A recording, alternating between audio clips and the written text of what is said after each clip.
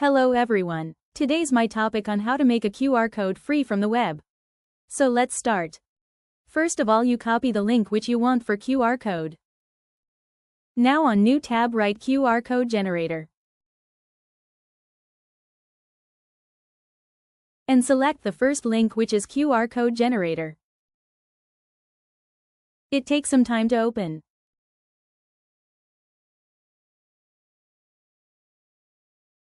Now click on URL link, it goes to next page, wait for a while.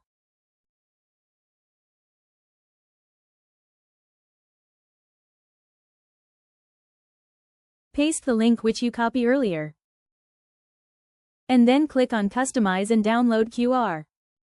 Now your QR code is successfully created for downloading. Click on download QR code. It's take a while.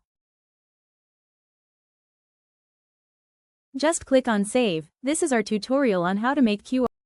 Just click on save. This is our tutorial on how to make QR code. If this video is useful, kindly subscribe to my YouTube channel. Thanks you.